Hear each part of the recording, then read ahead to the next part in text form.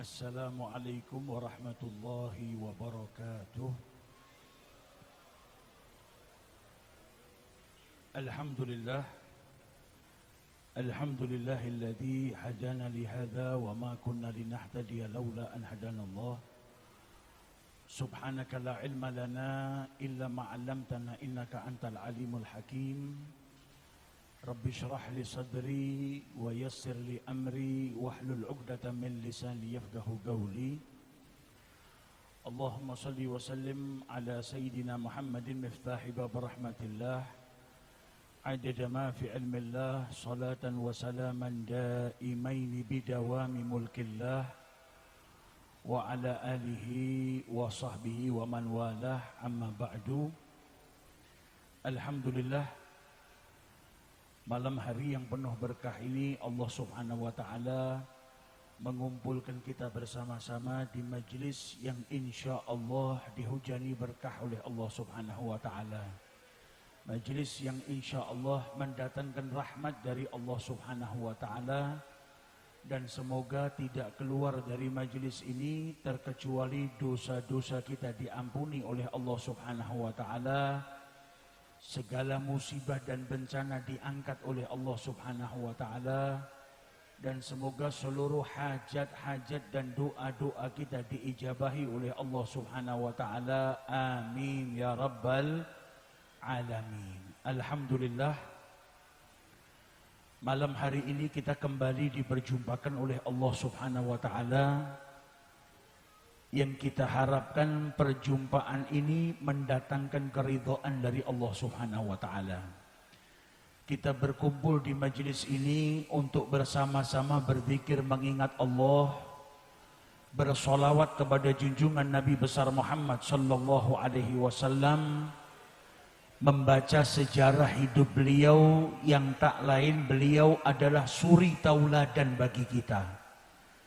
Di majelis ini kita belajar akhlaknya Nabi besar Muhammad sallallahu alaihi wasallam.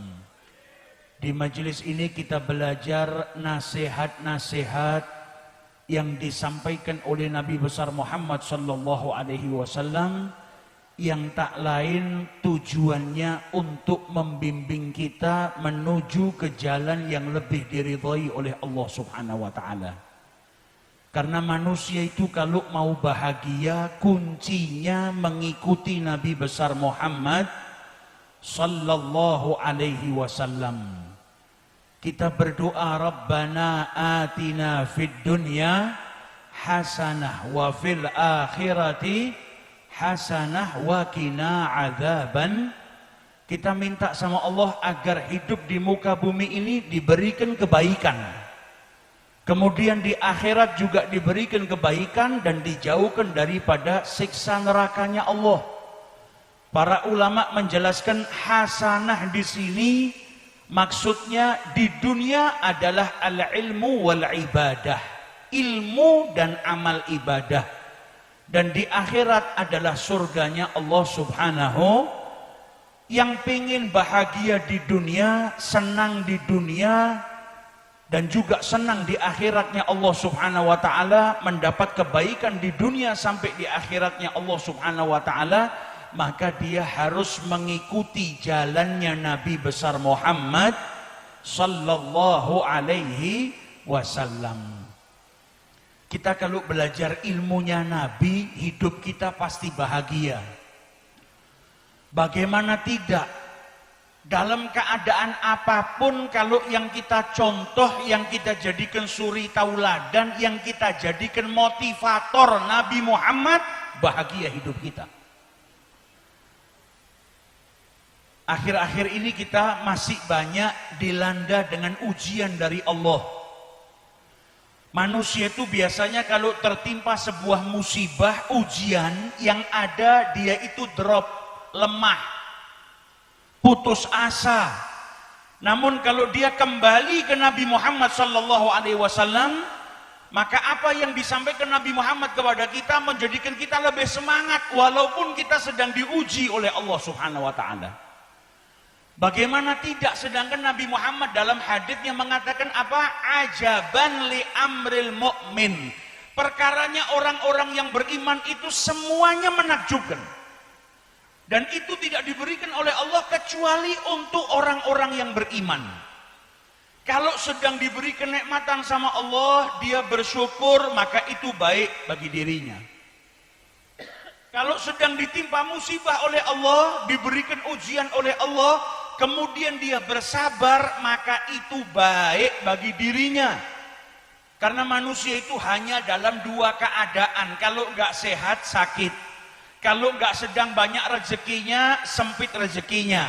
Kalau nggak sedang bahagia, berarti sedang bersedih. Dan di dua keadaan itu dia masih bisa menjadi orang yang baik. Kalau dapat nikmat, sehat, bersyukur. Kalau sedang sakit, dapat musibah, sempit rezekinya, bersabar. Maka dalam dua keadaan dia tetap bisa menjadi baik dan menjadi orang yang dimuliakan oleh Allah Subhanahu wa taala. Dan Nabi bersabda dalam haditsnya, seorang muslim itu tidak tertimpa musibah. Mau itu musibahnya besar, mau itu musibahnya kecil, terkecuali apa? Dosa-dosanya diampuni sama Allah taala.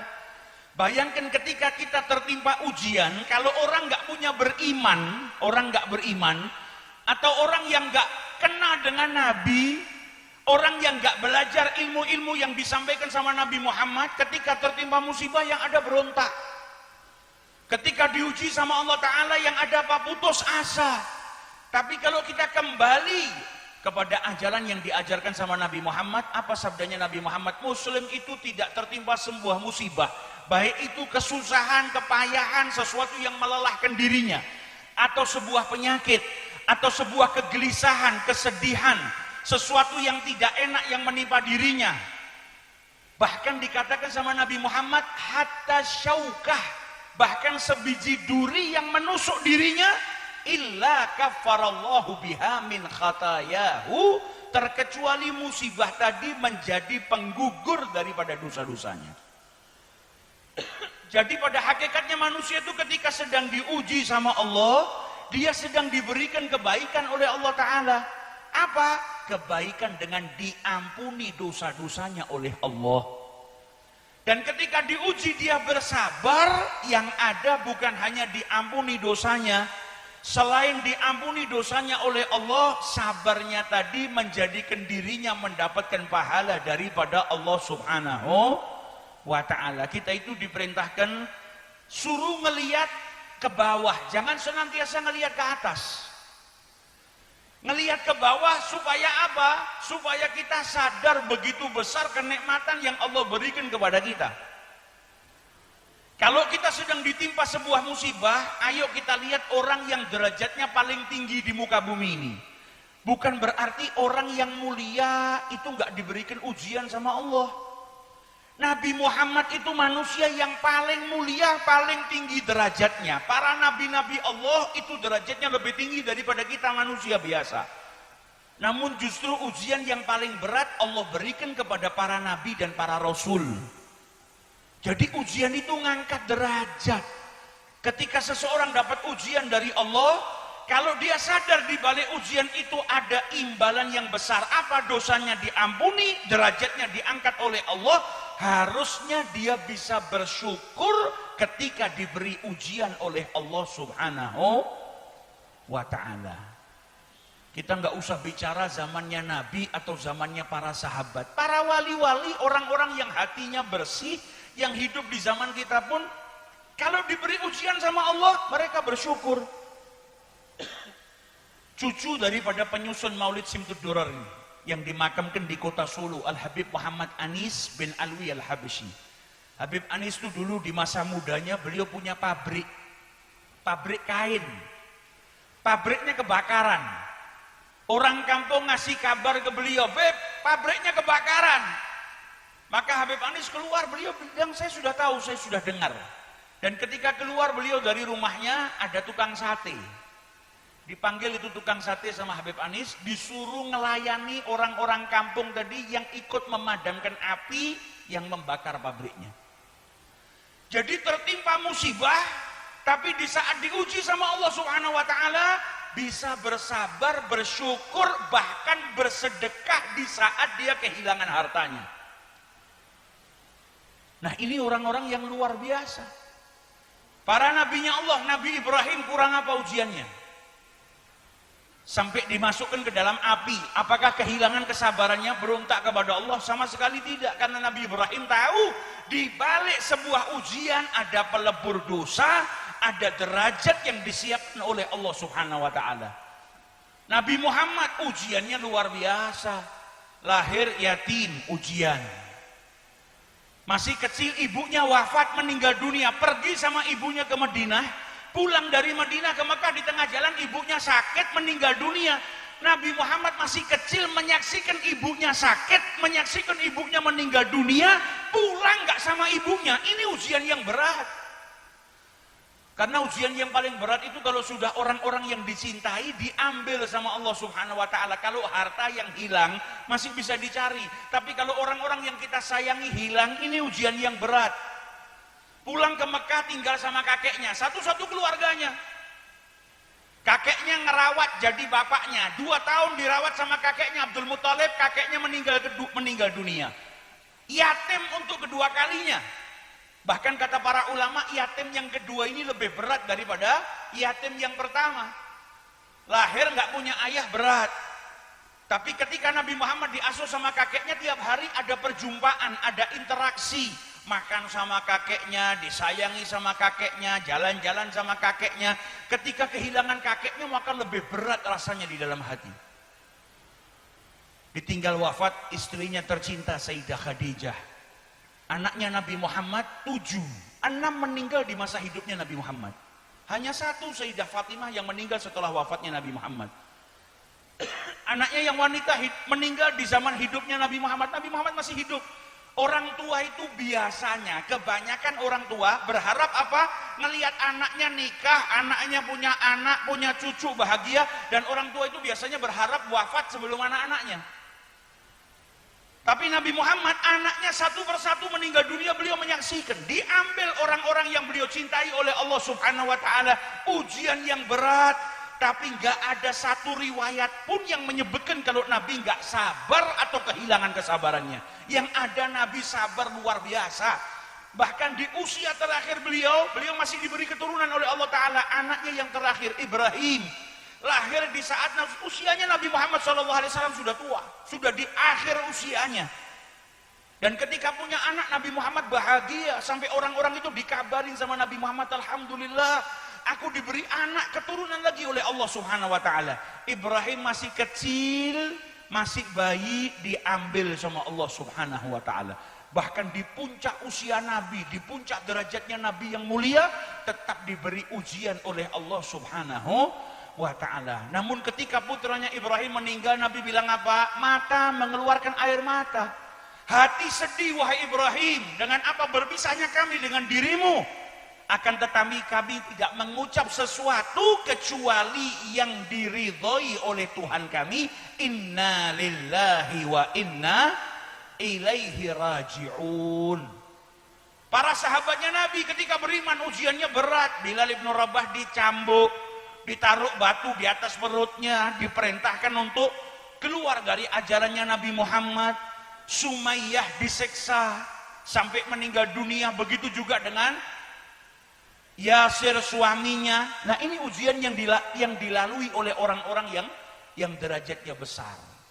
Namun mereka sadar di balik ujian imbalannya apa? Surganya Allah kalau bersabar.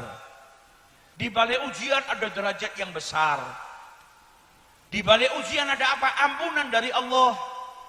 Namun kita orang Islam bukan terus kalau mau dapat ampunan minta supaya diuji sama Allah, karena belum tentu kita mampu ketika mendapat ujian. Kita diperintahkan untuk minta perlindungan dari Allah, minta keselamatan.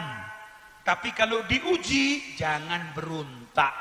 Kalau diuji menerimanya dengan lapang dada, bersabar, dan pikirkan hadisnya Nabi. Oh saya diuji apa? Misalnya sakit, kepala saya sakit, alhamdulillah. Minum obat, tetap minum obat, cari kesembuhan. Tapi jangan sampai kita itu mencaci maki musibah yang Allah turunkan kepada kita. Namun kita syukuri, alhamdulillah saya dikasih sakit sama Allah. Di balik rasa sakit ini ada ampunan dari Allah Subhanahu wa ta'ala. Supaya apa? Hatinya legowo, lebih bisa nerima apa yang ditetapkan oleh Allah Subhanahu wa taala. Adapun doa yang kita panjatkan, minta sama Allah agar kita diberikan al-afiyah. Pamannya Nabi Sayyidina Abbas bin Abdul Muttalib minta diajarkan sama Nabi Muhammad SAW sebuah doa. Ya Rasulullah, ajarkan saya sebuah doa yang saya gunakan untuk berdoa minta sama Allah. Apa yang diajarkan sama Nabi Muhammad? Ya am, wahai pamanku, salillahil afiyah, mintalah kepada Allah al-afiyah. Apa itu al-afiyah? Al-afiyah itu as-salamah min kulli syarrin, keselamatan dari segala sesuatu yang buruk, wa maradhin, dan penyakit, wa bala'in, dan ujian. Jadi kita minta diselamatkan sama Allah dari segala sesuatu yang tidak baik, yang buruk, dari segala sesuatu penyakit, dan juga bencana atau ujian daripada Allah Subhanahu wa taala. Setiap hari kita minta sama Allah, Allahumma inna nas'alukal afwa wal afiyah, minta pengampunannya Allah dan minta al-afiyah sebagaimana yang diajarkan oleh Nabi besar Muhammad sallallahu alaihi wasallam. Jadi kalau berdoa jangan cuma minta dunia saja, tapi perkara akhirat juga kita minta sama Allah taala. Jangan cuma minta bahagia hidup di dunia, tapi minta sama Allah supaya di penghujung usia kita diberikan husnul khatimah. Bahkan Nabi Allah Yusuf dalam Al-Quran doanya apa? Tawaffani musliman wa alhiqni bisalihin. Nabi maksum, tempatnya di surganya Allah, tapi doanya apa? Ya Rabb, wafatkan aku dalam keadaan muslim dan golongkan aku bersama dengan orang-orang yang saleh. Para ulama menjelaskan doanya Nabi Allah Yusuf itu bersumber dari apa? Min khaufihi ala su'il khatimah, karena punya rasa takut wafat dalam keadaan su'il khatimah, makanya beliau berdoa minta diwafatkan dalam keadaan Islam, dalam keadaan musliman. Maka setiap hari jangan sampai kita juga melewatkan doa tersebut. Doakan kedua orang tua kita, doa minta sama Allah, minta al-afiyah, dan berdoa juga agar kelak kita diwafatkan oleh Allah dalam keadaan husnul khatimah. Nah, ini gunanya kita mengkaji nasihat-nasihatnya Nabi Muhammad, supaya sedikit-sedikit kita bisa kembalikan kepada Nabi Muhammad SAW. Nabi Muhammad dalam haditsnya bersabda apa? Laisa syadid bisur'ati. Orang yang kuat itu bukan orang yang pandai bergulat. Kalau gulat menang, bukan itu.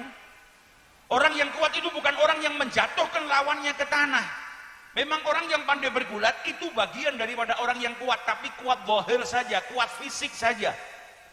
Namun ada kekuatan batin yang mengalahkan kekuatan yang zahir. Apa? Kata Rasulullah, innamasyadid man yamliku nafsahu indal ghadab. Orang yang kuat itu yang bisa mengendalikan nafsunya di saat dia marah. Nah, kadang kita itu dipancing emosinya sama orang. Nah, kita ingat sama sabdanya Nabi, oh kalau saya marah berarti saya bukan orang yang kuat. Yang ada saya orang yang lemah. Dan Nabi Muhammad wasiatnya apa ketika ditanya sama sahabat Nabi, ya Rasulullah wasiatkan kepada saya. Apa wasiatnya Nabi? La taghdab, jangan marah. Marah di sini bukan marah karena Allah. Kalau marah karena Allah kewajiban. Tapi ketika urusannya dengan pribadi kita, jangan marah. Berarti di balik amarah itu ada afat, ada sesuatu yang nggak baik. Makanya wasiatnya Nabi, jangan marah. Dan Nabi mengatakan kalau kamu jadi orang yang kuat secara hakikat, orang yang betul-betul kuat adalah orang yang bisa mengendalikan dirinya di saat dia marah. Karena orang itu nggak bisa mengendalikan emosinya kecuali orang-orang yang kuat. Kalau orang lemah nggak bisa, yang ada terpancing dengan emosinya. Tapi kalau orang yang kuat, walaupun dalam keadaan marah, dia bisa menelan amarahnya. Dia mampu meluapkan amarahnya, tapi dia telan. Dia lebih memilih untuk apa? Memaafkan. Karena orang yang memaafkan itu dapat ganjaran yang besar dari Allah. Wal kadhiminal ghaidha. Nelan amarah, tidak meluapkan amarah, dipuji oleh Allah dalam Al-Quran. Derajat yang lebih tinggi lagi apa? Wal afina anin nas, yang bisa memaafkan kesalahan orang lain. Wallahu yuhibbul muhsinin, dan sesungguhnya Allah itu mencintai orang-orang yang berbuat bijak, berbuat baik. Nah, ini akhlaknya Nabi, wasiatnya Nabi, harusnya kita terus kita pelajarkan dan kita ukir di dalam hati kita, supaya segala sesuatu yang terjadi di hadapan kita kita kembalikan kepada ajaran yang diajarkan oleh Nabi besar Muhammad SAW. Yang ada menjadikan kita lebih apa? Lebih legowo, lebih terbimbing, dan tidak terjerumus ke dalam perbuatan-perbuatan yang dimurkai oleh Allah. Yang ada kita akan menuju ke jalan-jalan yang diridhai oleh Allah Subhanahu wa ta'ala. Dan semoga hadirnya kita di majelis ini mendapatkan keberkahan yang berlimpah dari Allah Subhanahu wa ta'ala. Semoga kita senantiasa diberikan taufik oleh Allah untuk terus mengamalkan apa yang disabdakan oleh Nabi besar Muhammad sallallahu alaihi wasallam, bisa mengikuti sunnah-sunnahnya Nabi besar Muhammad sallallahu alaihi wasallam, dan berkahnya majelis zikir, majelis sholawat pada malam hari ini. Semoga segala sesuatu atau semua bencana diangkat oleh Allah Subhanahu wa ta'ala, khususnya bencana yang saat ini sedang melanda dunia, virus-virus yang sedang melanda dunia, semoga diangkat oleh Allah Subhanahu wa ta'ala, dijauhkan kita daripada berbagai macam penyakit, dan semoga Allah memberikan ampunannya kepada kita dan memberikan al-afiyah, dijauhkan kita dari berbagai macam penyakit, dijauhkan kita dari bencana, dan dijauhkan kita dari segala sesuatu yang tidak baik. Amin ya rabbal alamin. Wallahu a'lam wal afu minkum. Assalamualaikum warahmatullahi wabarakatuh. Waalaikumsalam warahmatullahi wabarakatuh.